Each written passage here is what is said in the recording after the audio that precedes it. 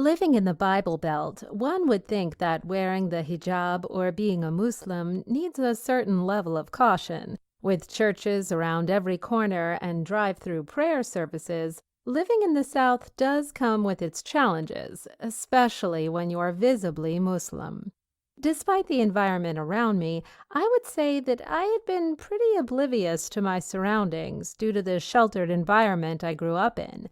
I attended Islamic school from a young age and grew up going to our local masjid for Friday night gatherings and other weekly community activities. My friends were all Muslim, and our families did everything together. I don't even have an inspiring hijab story to share. Since we were required to wear it in school, it became so second nature to me that one day I just decided to wear it outside of school as well. I can't even tell you that I had been harassed or bothered by non-Muslims, other than the usual stares, which I usually acknowledge with eye contact until they decide to look away. I would get asked from time to time why I wear the hijab, and to that I usually responded with the typical, "I wear it because I'm Muslim and as a form of modesty." I would then get a simple nod and smile, and the conversation would usually end there. It wasn't until I graduated high school and ventured out into the real world, out of my comfort zone, out of my bubble, that I began to realize that the modesty line wasn't going to cut it. Sure, modesty is a big part of Islam and hijab, but you can also be modest without covering your hair. All of a sudden, I was the only Muslim woman at a private Christian university where I encountered my first taste of aggression towards my faith. As you can imagine, the very first question I was asked was, why do Muslim women wear hijab?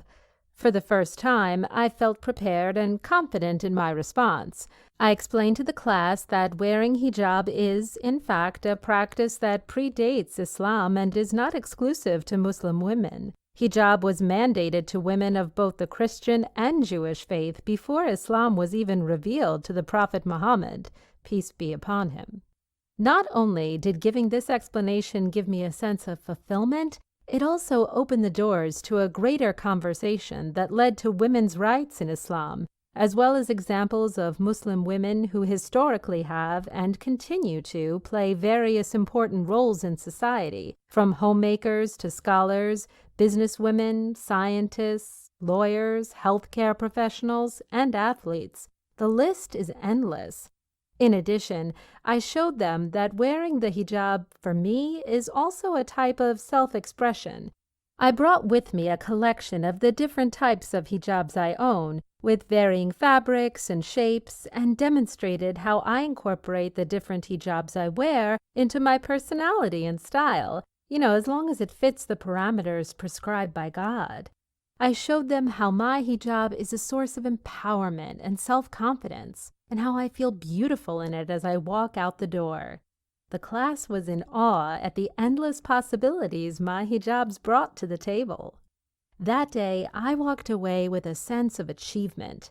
I went into the church hoping to educate others on my religion, and walked away with validation that I wear the hijab not because it's second nature to me or that it was commanded by God just as a form of modesty, but a true belief and understanding in the reasons Allah Almighty has mandated it obligatory for me to wear as a Muslim woman.